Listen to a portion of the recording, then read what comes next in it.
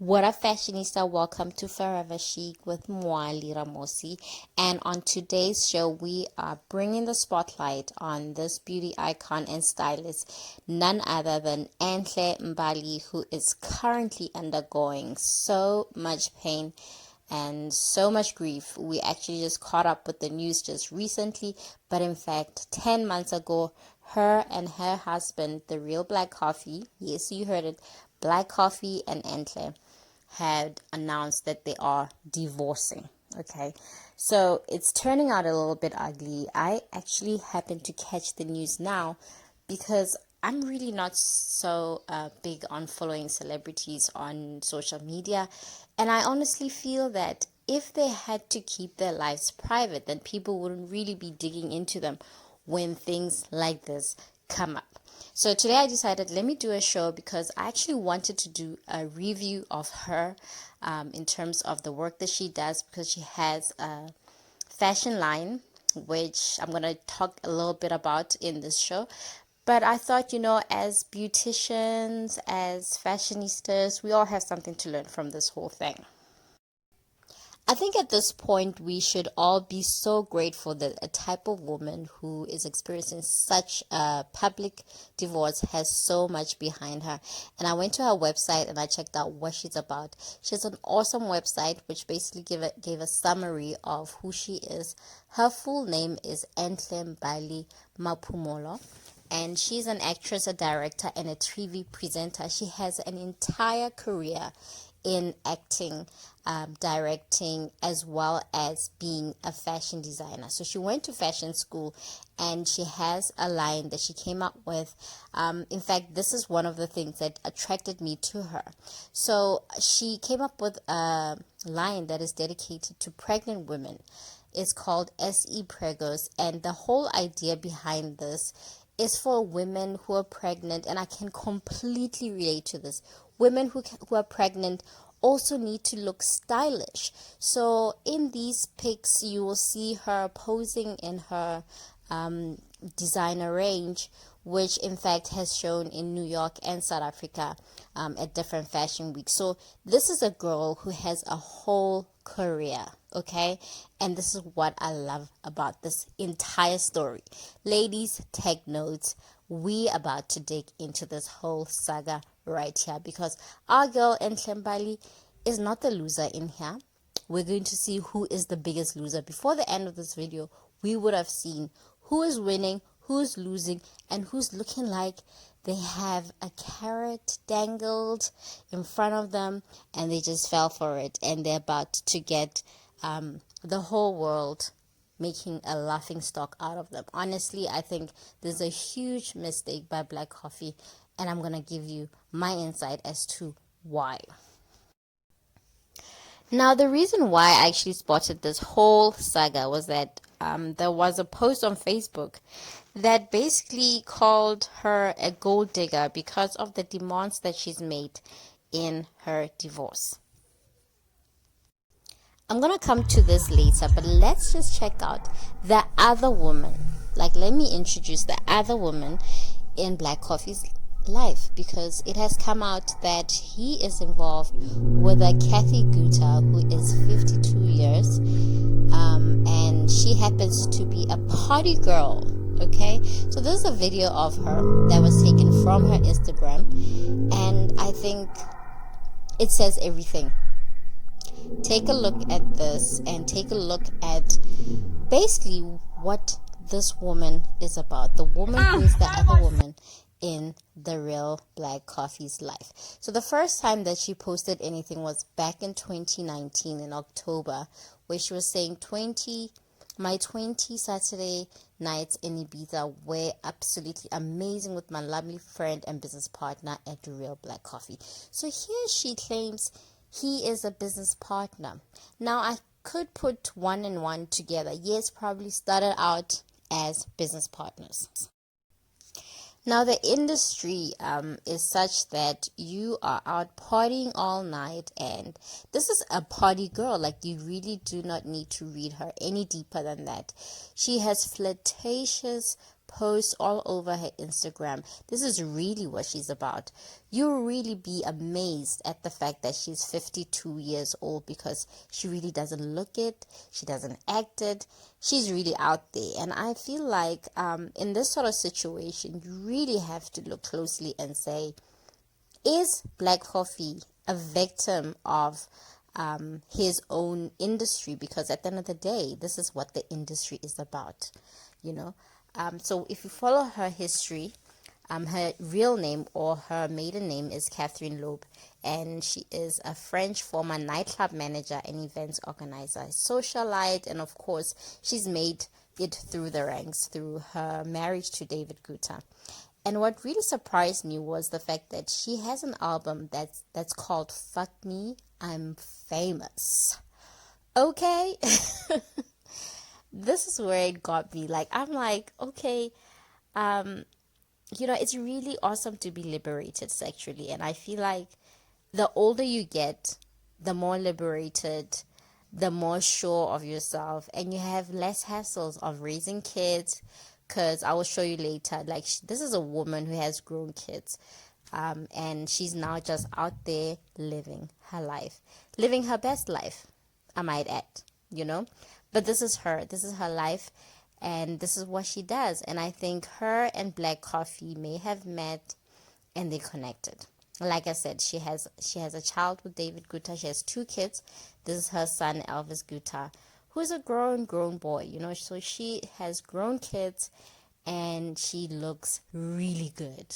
Okay, so back to what I was saying earlier in terms of having to be dangled, like this whole thing of being out and about. You have a good woman at home who's grounded, who you've grown with, and we can tell from their marriage with Enhle that they have grown together, and they have grown successfully together. They have 2 kids, and they're very young kids. So you really wonder that, is it the industry that Black Coffee is involved in that has led him astray and led him to be in the hands of another older woman who basically lives the kind of lifestyle that he lives? He's always on the road.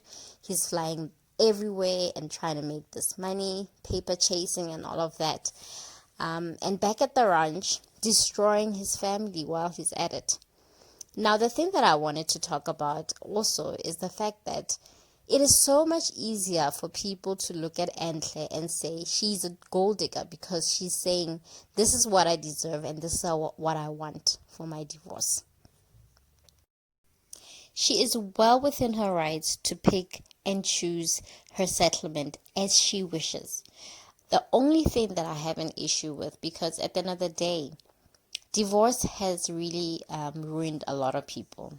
As much as Black Coffee was making 100 million a year, I think with this current COVID-19 situation, that money is going to dwindle. And sooner or later, the guy will be old. He won't be doing the traveling and all of those things that he has to be doing now. So you have to consider the fact that if you're considering longevity and the best for your kids, then I would say you need to consider making a commitment that you want the best for your kids, not for yourself, but for your kids. Society and the rules and the double standard rules, I feel it's a really unfair to call Enhle a gold digger when in fact she is not the person responsible for the divorce. Okay?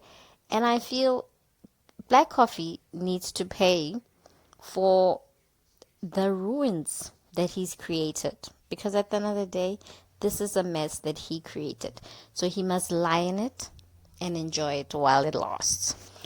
But at the same time, I would like to caution our sister Enhle, and say, you need to think about the kids, because they are, at the end of the day, going to be the heir to his estate and whatever wealth that he creates. So if you bankrupt him now, then there will be nothing later left for the kids.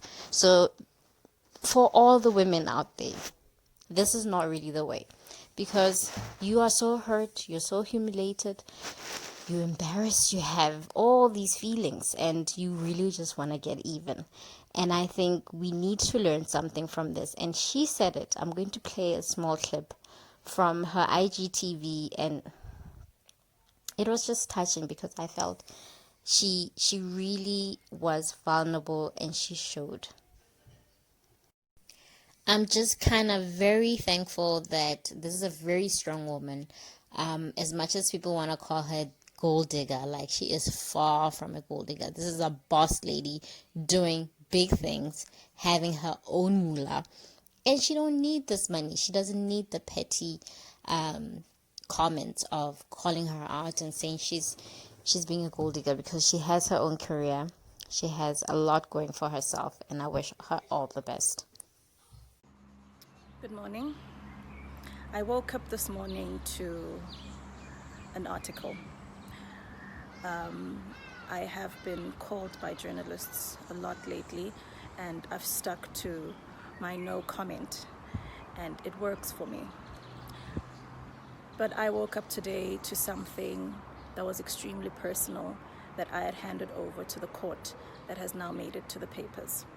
The situation that is happening right now in my life is indeed happening, but I would also just like a bit of space with regards to questions and so forth. I do believe that the system will do what is due and what is fair. I do believe in every way that the South African system is a fair one, and our justice system has been built around creating fair decisions for those who can't make amicable decisions. It has been a very long couple of years for me, and in all of that, all I ask is for silence, not for me or anyone else, but for my children. Everything I have done till this day is to protect my children. All I've ever tried to do was be a great wife, a supportive wife, one that is respectful, not only to my partner and everyone who is around him. I have now in me a fight that I've never understood, but I understand why it was placed in me in this point of my life. It has been a very, very, very rough year, but I still stand tall and proud.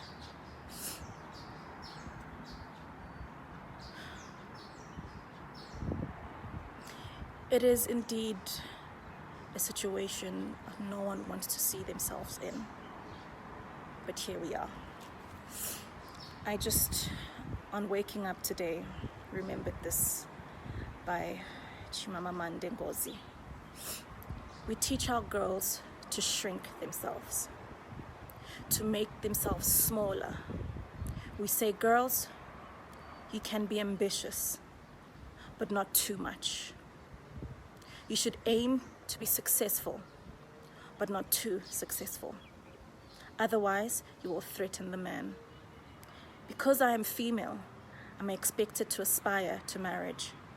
I'm expected to make my life choices, always keeping in mind that marriage is the most important. Now, marriage can be a source of joy and love and mutual support. But why do we teach our girls to aspire to marriage, as we don't teach our boys the same? We raise our girls to see each other as competition.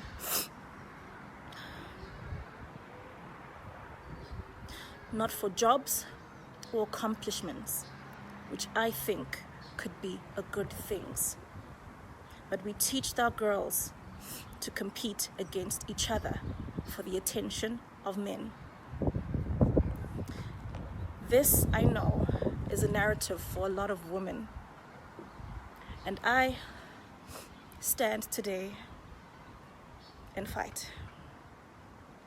Thank you.